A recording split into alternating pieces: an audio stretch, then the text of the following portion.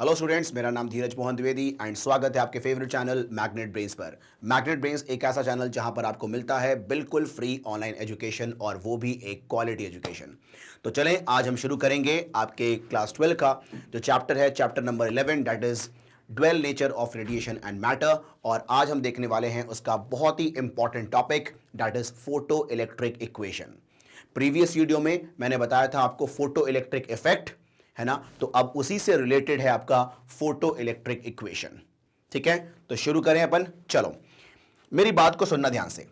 Photo electric equation क्या होता है? ठीक है, देखो, जैसे मान लो कि किसी मेटल सरफेस पर, है ना, एक लाइट इंसिडेंट हुआ ऑफ फ्रीक्वेंसी न्यू। ठीक है, मतलब किसी पर्टिकुलर फ्रीक्वेंसी का लाइट इंसिडेंट हुआ। ठीक है, तो कितनी एनर्जी हिट हुई? एच न्यू एनर्जी हिट हुई, है ना। Energy of photon, energy of each photon आपको मालूम होगा, दैट इज एच न्यू होता है, एच न्यू। ठीक है, ओके। तो एच न्यू एनर्जी हिट हुई इस मेटल सरफेस पर। ठीक है, तो उस एनर्जी का एक पार्ट जो है वो यूज हो गया उसके वर्क फंक्शन में, है ना। हर मेटल सरफेस का अपना एक वर्क फंक्शन होता है। वर्क फंक्शन का मतलब कि मिनिमम एनर्जी कितना उसको रिक्वायर्ड है टू जस्ट इजेक्ट इलेक्ट्रॉन। ठीक है, तो उसका एक पार्ट यूज हुआ वर्क फंक्शन में और जो रिमेनिंग पार्ट है, ठीक है, वो यूज हुआ to provide maximum kinetic energy to the ejected electrons, है कि नहीं? ठीक है, जैसे मान लो मैंने कहा कि एक मेटल सरफेस है, ठीक है, उसका है मान लो 3 इलेक्ट्रॉन वोल्ट उसका वर्क फंक्शन है। ठीक है, वर्क फंक्शन को हम लोग जनरली किस में शो करते हैं, मतलब किस में मेजर करते हैं? इलेक्ट्रॉन वोल्ट में। ठीक है, तो मैंने कहा कि मेटल सरफेस का जो वर्क फंक्शन है वो 3 इलेक्ट्रॉन वोल्ट है, मान लिया मैंने। ठीक है, अब जो एनर्जी इंसिडेंट हुई है, मान लो वो 5 इलेक्ट्रॉन वोल्ट इंसिडेंट हुई है। ठीक है, तो 5 इलेक्ट्रॉन वोल्ट में जो आपका 3 इलेक्ट्रॉन वोल्ट है वो तो यूज हो गया आपके इजेक्शन में, मतलब वर्क फंक्शन के बराबर। और जो रिमेनिंग है 2 इलेक्ट्रॉन वोल्ट, है ना, वो उतनी एनर्जी लेकर के वो इलेक्ट्रॉन बाहर आएगा as a maximum kinetic energy. ठीक है, लेकिन वहीं पर अगर आपका वर्क फंक्शन 3 इलेक्ट्रॉन वोल्ट है और जो इंसिडेंट एनर्जी है उसकी भी वैल्यू 3 इलेक्ट्रॉन वोल्ट है, तो उसमें क्या होगा? सिर्फ इलेक्ट्रॉन निकलेगा, वो मूव नहीं करेगा। मतलब उस इजेक्टेड इलेक्ट्रॉन का कोई काइनेटिक एनर्जी नहीं होगा। तो अगर आप चाहते हो कि इजेक्टेड इलेक्ट्रॉन की काइनेटिक एनर्जी भी हो, तो आपको एनर्जी जो इंसिडेंट करवानी है वो वर्क फंक्शन से ज्यादा होना चाहिए, है ना, दैट इज ऑब्वियस। ठीक है, तो वहीं पर मैं रिलेट करने वाला हूं एनर्जी ऑफ इंसिडेंट लाइट, ठीक है, वर्क फंक्शन और मैक्सिमम काइनेटिक एनर्जी को रिलेट करने वाला हूं मैं यहां पर। ठीक है, तो वो जिस इक्वेशन से रिलेट करूंगा मैं, उसी इक्वेशन को कहते हैं फोटो इलेक्ट्रिक इक्वेशन। ठीक है, तो अब ध्यान देना, यहां पर मैं बोल रहा हूं let nu be the frequency of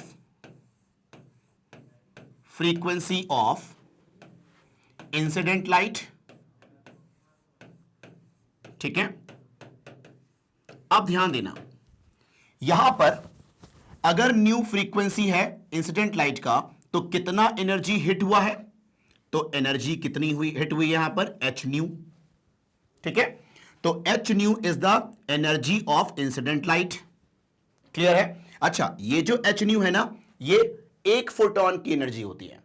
तो अपन जो बात कर रहे हैं नॉर्मली एक फोटोन की बात कर रहे हैं, और ये आपको पता होगा, नहीं तो सुन लो, एक फोटोन एक इलेक्ट्रॉन को निकलवाने के लिए रिस्पॉन्सिबल होता है कि नहीं? ठीक है, तो अभी मैं बोल रहा हूं एक फोटोन इंसिडेंट कर रहा है विथ एनर्जी एच न्यू। ठीक है, उस एच न्यू एनर्जी का एक पार्ट यूज हो गया वर्क फंक्शन में, फाई नॉट, और जो रिमेनिंग पार्ट है वो होगा maximum kinetic energy of ejected electrons, है कि नहीं? जैसे मैंने एग्जांपल लिया कि अगर मान लो कि 5 इलेक्ट्रॉन वोल्ट का फोटोन इंसिडेंट हुआ है, तो उस 5 का 3 यूज हो गया किसमें? वर्क फंक्शन में, और जो बचा 2 इलेक्ट्रॉन वोल्ट, वो 2 इलेक्ट्रॉन वोल्ट काइनेटिक एनर्जी लेकर के इलेक्ट्रॉन बाहर निकलेगा। ये हो जाएगा 2 इलेक्ट्रॉन वोल्ट, है कि नहीं? ये कहानी है, ठीक है। तो h nu is equal to phi naught plus maximum kinetic energy, ये होता है आपका फोटो इलेक्ट्रिक इक्वेशन, जिसमें आपका फाई नॉट जो है ये होता है वर्क फंक्शन,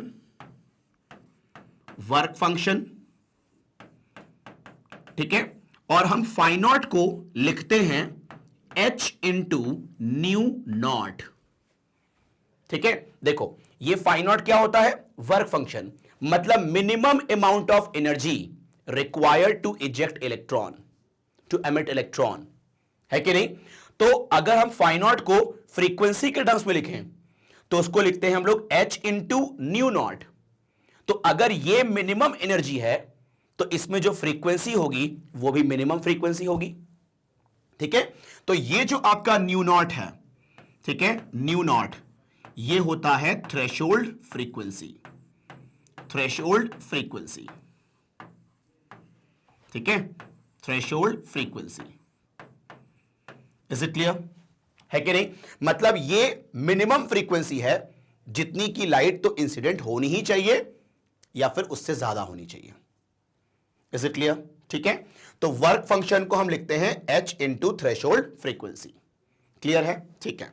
अब देखना ये जो मैक्सिमम काइनेटिक एनर्जी है, ठीक है, मैक्सिमम काइनेटिक एनर्जी, ये मैंने बताया हुआ है प्रीवियस वीडियो में कि जो मैक्सिमम काइनेटिक एनर्जी होता है वो E इंटू वी नॉट के बराबर होता है, ठीक है। इसमें वी नॉट क्या होगा? स्टॉपिंग पोटेंशियल, ठीक है। मैंने बताया था फोटो इलेक्ट्रिक इफेक्ट में पिछले वीडियो में कि जो आपका इलेक्ट्रॉन मैक्सिमम काइनेटिक एनर्जी लेके आ रहा है उसको अगर रिपेल कराना है, स्टॉप कराना है, तो आपको एक नेगेटिव पोटेंशियल देना पड़ेगा, called as stopping potential.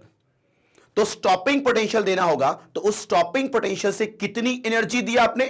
E into V naught. आपको मालूम है चार्ज इंटू पोटेंशियल होता है एनर्जी, तो E क्या है? इलेक्ट्रॉन का चार्ज, और वी नॉट क्या है? पोटेंशियल। तो E इंटू वी नॉट, ठीक है, आप एनर्जी दोगे to stop the electron of maximum kinetic energy, है कि नहीं? तो यहां पर हम कहते हैं कि मैक्सिमम काइनेटिक एनर्जी जो होता है वो E इंटू वी नॉट के बराबर होता है। Is it clear? ठीक है। तो यहां पर आपका जो वी नॉट है ये होता है स्टॉपिंग पोटेंशियल, ये होता है आपका स्टॉपिंग पोटेंशियल, ठीक है। ये कहानी है ना? ठीक है। तो ये हो गया आपका सिंपल फोटो इलेक्ट्रिक इक्वेशन। तो अगर मैं इन चीजों को यहां पर रिप्लेस करूं तो एक और टाइप का इक्वेशन आपको दिखेगा, h nu is equal to, इसको लिखो E into V naught plus, मतलब ये होगा आपका H into nu naught plus E into V naught. ये हो जाएगा आपका सिंपल फोटो इलेक्ट्रिक इक्वेशन का एक और फॉर्म, हाँ है ना? ठीक है। लेकिन मैं कहता हूं कि आप बस ये जो ओरिजिनल है ना इसको ध्यान में रखो, बाकी आपको मालूम होना चाहिए कि maximum kinetic energy E V naught और फाई नॉट होगा आपका H न्यू नॉट, ठीक है। तो ये होता है आपका सिंपल फोटो इलेक्ट्रिक इक्वेशन, है ना? ठीक है। चलो अब इसका जरा आप लोग स्क्रीनशॉट ले लो, फिर हम बात करते हैं कुछ ग्राफ को लेकर के, ठीक है। चलो पहले इसका स्क्रीनशॉट ले लो। चले अब हम लोग यहां पर कुछ ग्राफ देखेंगे, ठीक है। Graphs related to photo electric effect, है ना? और पहला ग्राफ आपके सामने आ रहा है फ्रीक्वेंसी और स्टॉपिंग पोटेंशियल के बीच में, ठीक है। किसकी फ्रीक्वेंसी? जो इंसिडेंट लाइट है उसकी फ्रीक्वेंसी न्यू, है कि नहीं? और स्टॉपिंग पोटेंशियल के बीच में ग्राफ। तो ये ग्राफ बनाने से पहले जो फोटो इलेक्ट्रिक इक्वेशन है ना उसको मैं थोड़ा सा मॉडिफाई करूंगा मैं, तो वहां से समझ में आएगा कि ग्राफ कैसा बनेगा, ठीक है। आओ देखते हैं यहां पर। आप ये बताओ देख करके, अभी जो हमने लिखा था फोटो इलेक्ट्रिक इक्वेशन वो था h nu is equal to phi naught plus अपना मैक्सिमम काइनेटिक एनर्जी था, ऐसा, ठीक है। चलो अब मुझे क्योंकि फ्रीक्वेंसी और वी नॉट के बीच में ग्राफ चाहिए तो इसको हमें कन्वर्ट करना पड़ेगा, मतलब रिप्लेस करना पड़ेगा।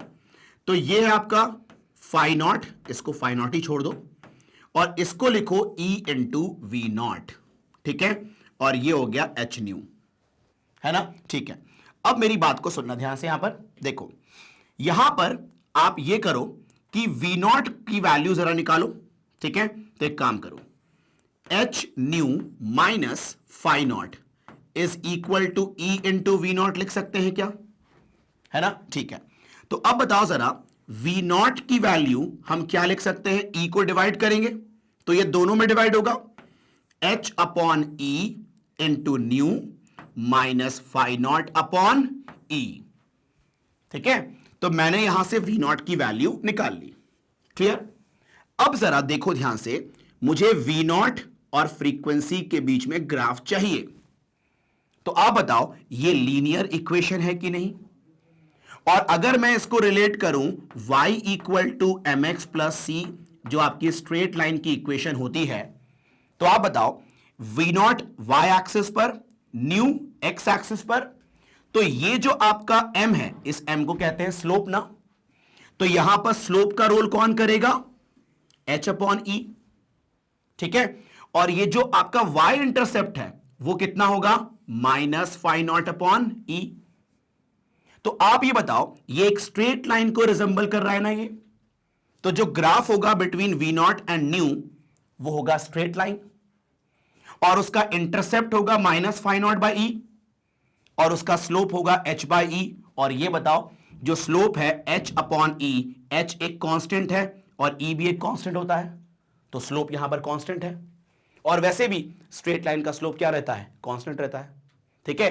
तो ग्राफ कैसा बनेगा, देखो ध्यान से, यहां पर ये देखो आप, ये है आपका सिंपल, मैंने लिया y पर वी नॉट और x पर लिया न्यू, ठीक है। अब देखो ध्यान से, यहां पर उसका इंटरसेप्ट है माइनस फाई नॉट बाई ई, तो यहां पर नेगेटिव में होगा ना इसका इंटरसेप्ट, y इंटरसेप्ट, तो ग्राफ यहां से शुरू होगा, ये होगा ना ग्राफ, ठीक है। तो इसका जो इंटरसेप्ट है ये होगा आपका माइनस फाई नॉट बाय ई, ठीक है, ये हो गया इंटरसेप्ट, इतनी वैल्यू, ठीक है। और इसका जो स्लोप है वो होगा एच अपॉन ई, ठीक है। तो इसका जो स्लोप होगा वो होगा एच अपॉन ई, हाँ या ना, ठीक है। चलो, तो मतलब ग्राफ जो होगा आपका फ्रीक्वेंसी और स्टॉपिंग पोटेंशियल के बीच में वो होगा आपका स्ट्रेट लाइन, ठीक है। अब यहां पर कुछ मुझे और बातें कहनी है, ठीक है, ध्यान देना। ये जो आपका ग्राफ है ना, इस ग्राफ से हम प्लैंक कांस्टेंट की वैल्यू भी निकालते हैं, ठीक है। कैसे निकालते हैं, देखो, एक्सपेरिमेंटली आप क्या करोगे, फ्रीक्वेंसी और स्टॉपिंग पोटेंशियल के बीच में ग्राफ बनाओगे, तो तुम ये ग्राफ बना लोगे, ठीक है। और किसी ग्राफ का अगर स्लोप निकालना है तो वो बड़ा आसान है ना, ठीक है। क्या करोगे तुम, यहां पर एंगल देख लो कितना है, मान लो ये एंगल थीटा है, ठीक है। तो आप बताओ इसका स्लोप क्या होगा, इसका स्लोप होगा tan थीटा, नो डाउट, सभी को पता है कि स्लोप होता है tan थीटा, ठीक है। और स्लोप जो होता है इसका वो h अपॉन ई होता है ना, h upon E equal to tan theta, ठीक है। ये आपको पता रहेगा, उसमें ये e का मल्टीप्लीकेशन करोगे तो h equal to E into tan theta ना, ठीक है। तो आप बताओ यहां से प्लैंक कांस्टेंट की वैल्यू निकाल सकते हो ना आप, ठीक है। तो we can determine the value of Planck constant, ठीक है, with the help of graph between stopping potential and frequency. Is it clear, ठीक है। चलो, तो ये कहानी हो गई आपकी इस ग्राफ को लेकर के, है ना। अब यहां पर एक काम करो, इसका जरा स्क्रीनशॉट लो, फिर मैं यहां पर एक और बात कहना चाहूंगा, ठीक है। चलो देखो, यहां पर स्क्रीनशॉट लो जरा इसका, ठीक है। अब देखो यहां पर ध्यान से देखो, अगर मान लो मेरे पास दो अलग अलग मेटल हैं, है ना, एक मेटल ए है और एक मेटल बी है, ठीक है। दो अलग अलग मेटल का अगर मुझे ग्राफ बनाना है between frequency and stopping potential, तो ग्राफ कैसा होगा, ठीक है, ध्यान देना। ये देखो, तुम तो ये मालूम है ना तुम्हें कि फ्रीक्वेंसी और स्टॉपिंग पोटेंशियल के बीच में जो ग्राफ होगा ठीक है, वो कैसा होगा ग्राफ देखो, एक मेटल के लिए ये और अगले मेटल के लिए ये, ठीक है, ये मेटल ए मान लो और ये मेटल बी मान लो, ठीक है, ये आपका है स्टॉपिंग पोटेंशियल और ये है फ्रीक्वेंसी, ठीक है। अब देखो ध्यान से, यहां पर देखो, यहां पर जो मेटल ए है, मेटल ए और मेटल बी का वर्क फंक्शन अलग अलग हो सकता है ना, है कि नहीं, ठीक है। तो मान लो इसका वर्क फंक्शन है फाई नॉट 1, देखो फाई नॉट क्या होता है, आपका वर्क फंक्शन, तो मेटल ए का है तो मैंने बोला फाई नॉट 1, ठीक है। तो इसका जो आपका y इंटरसेप्ट होगा वो होगा कितना आपका, ये वाला माइनस फाई नॉट 1 अपॉन ई, होगा ऐसा, ठीक है। चलो, सिमिलरली जो मेटल बी है, मान लो उसका वर्क फंक्शन ज्यादा है कि नहीं, तो उसका वर्क फंक्शन ज्यादा है तो यहां पर उसका y इंटरसेप्ट भी ज्यादा होगा, तो वो हो गया माइनस फाई नॉट 2 अपॉन ई, है कि नहीं। तो जिसका वर्क फंक्शन ज्यादा होगा वो ज्यादा y इंटरसेप्ट होगा उसका, है कि नहीं, जिसका कम होगा उसका कम होगा y इंटरसेप्ट नेगेटिव में, ठीक है। अब देखो यहां पर ये जो आपका वैल्यू है ना, ये जो वैल्यू है, तुम ये बताओ ये वैल्यू जो होगी वो फ्रीक्वेंसी की होगी ना, ठीक है। अब देखो ध्यान से, इसके पहले अगर फ्रीक्वेंसी है तो स्टॉपिंग पोटेंशियल है क्या वहां पर, नहीं ना। यहां पर अगर देखा जाए, मैं इसकी बात कर रहा हूं मेटल ए की, यहां पर देखो, यहां पर क्या कोई स्टॉपिंग पोटेंशियल है यहां के फ्रीक्वेंसी के लिए, नहीं ना। क्यों, क्योंकि यहां पर जो फ्रीक्वेंसी है वो मिनिमम फ्रीक्वेंसी से कम है, तो मिनिमम फ्रीक्वेंसी से अगर कम है लाइट की फ्रीक्वेंसी, ठीक है, तो इजेक्शन होगा ही नहीं, और अगर इजेक्शन ही नहीं होगा तो भैया स्टॉपिंग पोटेंशियल का करोगे क्या, वो किसको रोकेगा, ठीक है। तो आप देखो इसके बाद अगर फ्रीक्वेंसी बढ़ाएंगे तब जाकर के स्टॉपिंग पोटेंशियल की वैल्यू आएगी, देखो इसके बाद फ्रीक्वेंसी बढ़ाएंगे तो स्टॉपिंग पोटेंशियल आएगा, मतलब ये आपका मिनिमम फ्रीक्वेंसी हो गया ना, तो इसे कहेंगे हम थ्रेशोल्ड फ्रीक्वेंसी, ठीक है। तो ये मेटल ए का थ्रेशोल्ड फ्रीक्वेंसी है, तो मैंने इसको बोल दिया न्यू नॉट 1, न्यू नॉट होता है थ्रेशोल्ड फ्रीक्वेंसी, तो न्यू नॉट 1 बोल दिया मैंने, ठीक है, threshold frequency for metal A. Similarly जो मेटल बी है उसका थ्रेशोल्ड फ्रीक्वेंसी ज्यादा है, तो इसका हो गया न्यू नॉट 2, हाँ है ना, ठीक है।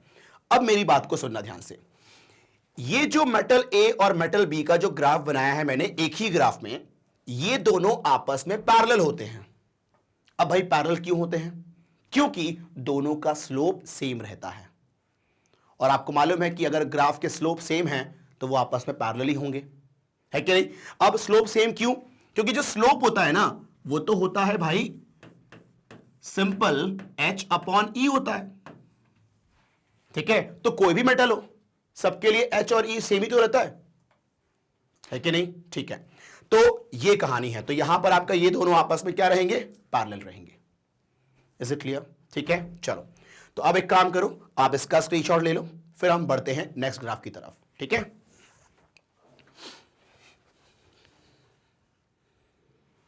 चलो अब देखो जरा यहां पर सेकंड ग्राफ जो है वो है आपका फ्रीक्वेंसी और मैक्सिमम काइनेटिक एनर्जी, ठीक है, के बीच में ग्राफ, ठीक है। चलो अब ध्यान देना आप लोग, यहां पर मैक्सिमम काइनेटिक एनर्जी और फ्रीक्वेंसी, ठीक है।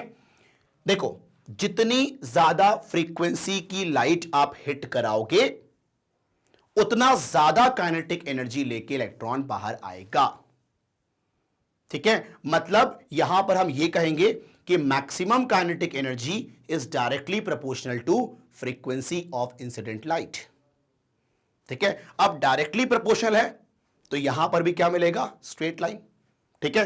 ध्यान देना, हम कहते हैं सिंस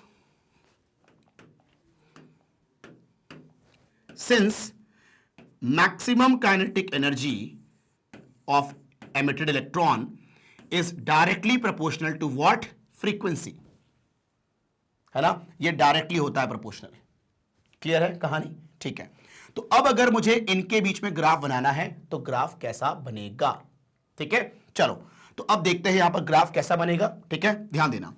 उसके लिए आप ये बताओ, जो आपने पढ़ा है फोटो इलेक्ट्रिक इक्वेशन, ठीक है, वो क्या होता है?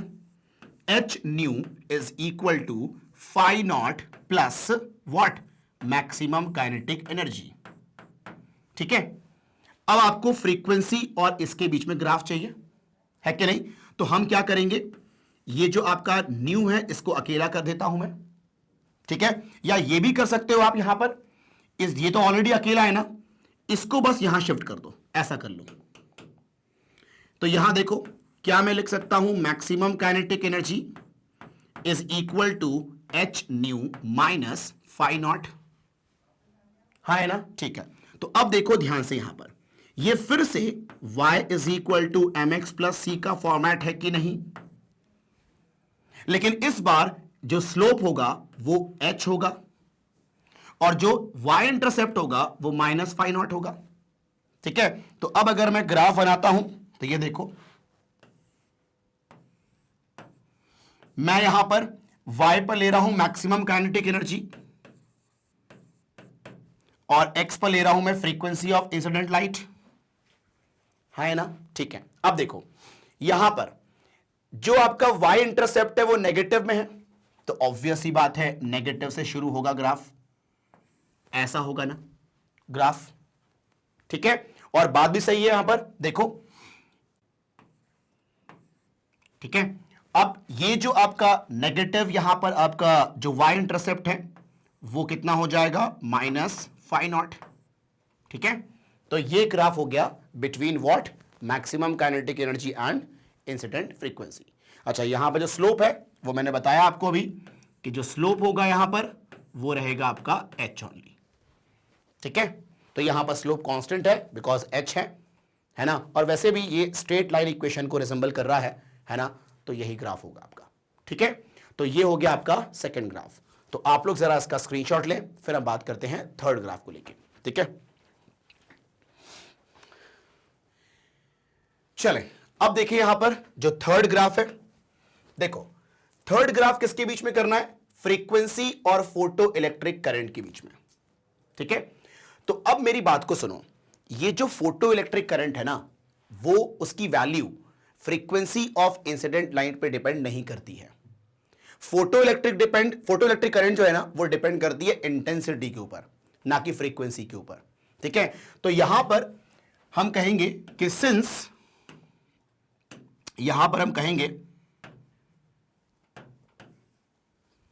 देखो since photo electric current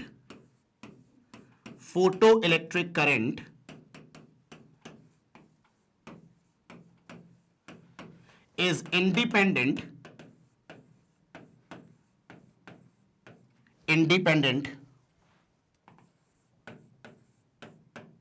of frequency।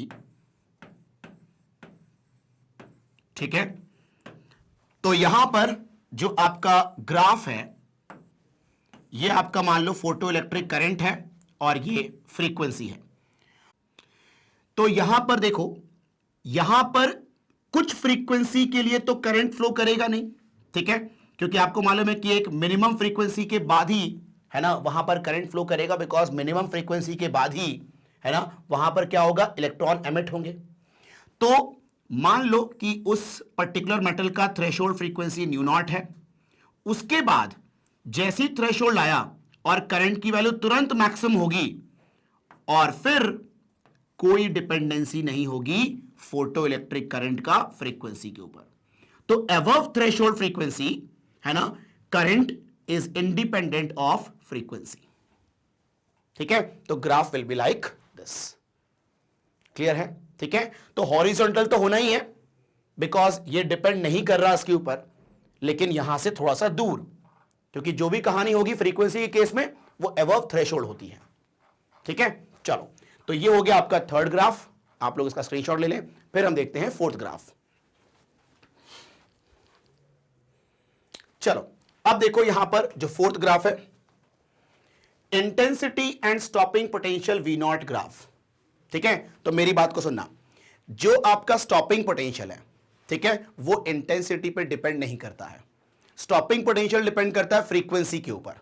ठीक है, तो यहां पर आप क्या बोलेंगे, since stopping potential sorry stopping potential is independent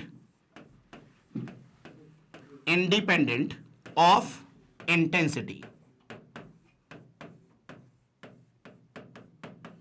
तो यहां पर आप देखो ध्यान से, जो ग्राफ होगा यहां पर मैं इंटेंसिटी रख रहा हूं और ये स्टॉपिंग पोटेंशियल है।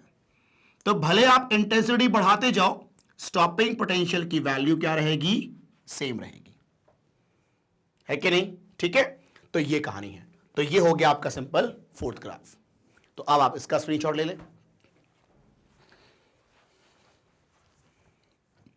चलो अब देखो यहां पर ध्यान से, फिफ्थ ग्राफ जो कि लास्ट ग्राफ है। ठीक है, यहां पर है graph between time and photo electric current. ठीक है, time and photo electric current के बीच में ग्राफ है। ठीक है, अब देखो ये मैं ले रहा हूं यहां पर टाइम एक्स एक्सिस पर और फोटो इलेक्ट्रिक करंट ले रहा हूं मैं वाई एक्सिस पर। ठीक है, तो क्या होता है, बहुत ही कम टाइम में आपका जो फोटो इलेक्ट्रिक करंट है ना, वो अपना सैचुरेशन वैल्यू रीच कर लेता है। मतलब अबाउट 10⁻⁹ सेकेंड में ही, है ना, करंट की वैल्यू बढ़ के कांस्टेंट हो जाती है। तो ग्राफ कैसा होगा यहां पर, ऐसा। ठीक है, graph will be like this, फिर कांस्टेंट हो जाएगा। तो ये जो बढ़ के कांस्टेंट हुआ है वो 10⁹ सेकेंड के आसपास में हो जाता है कि नहीं। तो मतलब बहुत ही फ्रैक्शन ऑफ टाइम में ही, मतलब फ्रैक्शन ऑफ सेकेंड में करंट की वैल्यू सैचुरेट हो जाती है, और उसके बाद भले टाइम कितना भी हो, करंट की वैल्यू कांस्टेंट रहती है। तो ये है आपका graph between what, time and photo electric current. ठीक है ना। तो आप लोग जरा इसका स्क्रीनशॉट ले लें। चलो, तो यहां पर अपना जो एक फोटो इलेक्ट्रिक इक्वेशन है वो कंप्लीट होता है ना। तो इस इक्वेशन के ऊपर न्यूमेरिकल अच्छे बनते हैं, जो कि अपन लेटर ऑन देखेंगे इसको। ठीक है, और यहां पर जो मैंने 5 ग्राफ डिस्कस किए, ठीक है, इनमें से कोई एक ग्राफ आपको एग्जाम में देखने को मिलेगा डेफिनेटली। ठीक है, तो ये सारे ग्राफ बहुत इंपॉर्टेंट है, उसको प्रॉपरली आप लोग उसका नोट्स बनाएंगे, है ना, एग्जाम में बहुत काम आएगा आपको। ठीक है, तो चलें, अब जो नेक्स्ट वीडियो होगा उसमें हम बेसिकली बात करेंगे वेव नेचर ऑफ पार्टिकल्स को लेकर के, है ना। तो जहां पर हम लोग डी ब्रोगली वेव को लेकर बात करेंगे, ठीक है, तो वो अपन को देखना है इन द नेक्स्ट वीडियो। ठीक है, तो बस ऐसी वीडियो को देखने के लिए क्या करना है आपको, सिंपल magnetbrains.com पे जाना है, या फिर जो मैग्नेट ब्रेन्स का यूट्यूब चैनल है वहां पर आप जाएं। वहां पर आपको ऐसे बहुत सारे कोर्सेज मिलेंगे जो कि बिल्कुल फ्री ऑफ कॉस्ट है। ऐसा बिल्कुल नहीं है कि आपने 1-2 टॉपिक पढ़ा तो फिर कोई कूपन लगाना पड़ रहा हो, पेमेंट करना पड़ रहा हो, ऐसा बिल्कुल नहीं है। यहाँ पर सारा कंटेंट, बिल्कुल क्वालिटी कंटेंट आपके लिए बिल्कुल फ्री अवेलेबल है ना। तो बस अंत में यही कहूँगा, अगर आपको वीडियो पसंद आया हो तो आप इसको लाइक ज़रूर करें, और अगर आप चैनल में नए हो तो आप इसको जल्दी सब्सक्राइब करें, ताकि कोई भी अपकमिंग वीडियो हो वो आपसे बिल्कुल मिस ना हो, और अपने दोस्तों का शेयर भी करें ताकि उनको भी इसका फ़ायदा मिल पाए। Thank you.